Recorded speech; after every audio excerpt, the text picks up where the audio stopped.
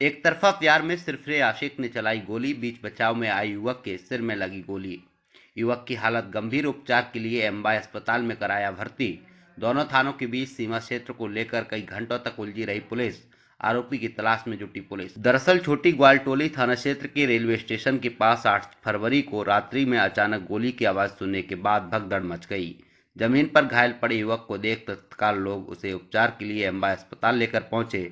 बताया जा रहा है कि राहुल यादव नामक युवक अपने भाभी की बहन से एक तरफा प्यार करता था और उससे कई बार प्यार का इजहार भी कर चुका है। वहीं युवती के बार बार मना करने के बाद सिरफिरा आशिक हथियार लिए युवती के ऑफिस पहुंचा। युवती को जान से मारने के लिए गोली चला दी। इस दौरान अचानक बीच बचाव में आए युवक संस्कार के सिर में गोली लगी है। घायल अवस्था में संस्कार को तत्काल अस्पताल में भर्ती कराया है।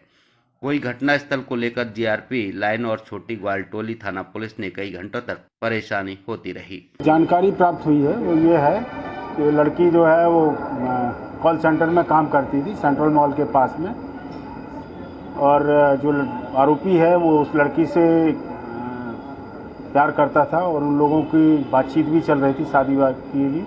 लेकिन लड़का कुछ जो आरोपी है वो कुछ काम नहीं करता था, इसकी वजह से लड़की डिनाई करती थी कि तू कुछ काम कर तो उसके बाद ही हम तेरे से शादी करेंगे। उसी बात को लेके जो आरोपी है राहुल, वो वहाँ उसके कार्यालय पहुँचा था और वहाँ से फिर वो लड़की निकली अपने घर के लिए गौरीनगर जाने के लिए।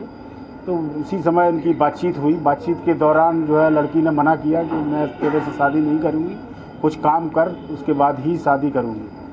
इसी बात को लेके जो है उसने पिस्टल निकाली और लड़की की तरफ तानी। लड़की को समय वो फायर नहीं हुआ और उसके बाद उसने संस्कार और जो मृतक है वो बीच में आया तो उसको गोली मार दी।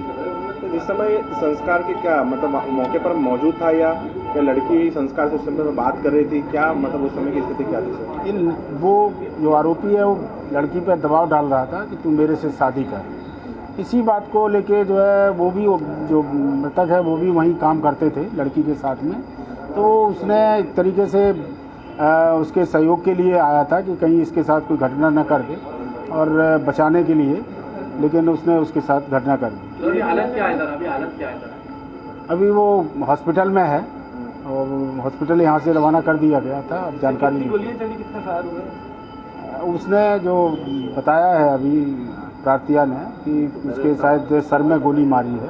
तो पहले कोई शिकायत करी हो राहुल की? ऐसा कोई बात ऐसी कोई जानकारी नहीं है, चूँकि ये सगे रिश्तेदार हैं। जो आरोपी और जिस लड़की से संबंध है वो सगे रिश्तेदार हैं और उनकी एक तरीके से शादी की बातचीत भी चल रही थी, लेकिन लड़का चूँकि काम नहीं करता था और इसलिए वो डिनाई करने लगी कि हम तेरे से शादी नहीं करूँगी, जब काम करेगा उसके बाद ही शादी। संस्कार और ये मोनिका, इनका कोई प्रेम संबंध या फिर ऐसे कुछ चीज़ें? नहीं, ऐसी कोई बात नहीं आई है। हाँ, ये दोस्त फ्रेंडशिप जरूर थी और चूँकि वो लड़का उसको परेशान कर रहा था, शादी के लिए दबाव डाल रहा था, तो इन लोगों को यहाँ तक आना, साथ में ही ऑफिस से निकले थे और लड़की को जाना था गौरीनगर और उसको मृतक को जाना था जूनी इंदौर।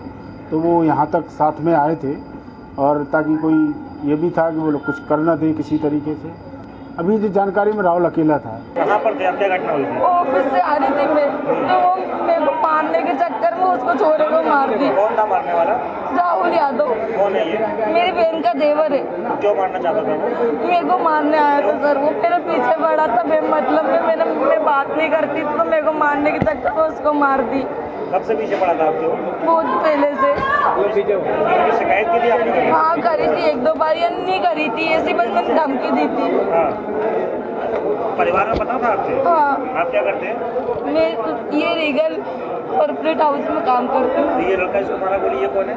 ये भी मेरे साथ में ही काम करता। हम सब नीचे उतर रहे थे तो उसने मेरे लिए बंदूक निकाली तो बीच में आ गया। आपको मारने आया था वो? हाँ। कितनी गोली चलाई? 1।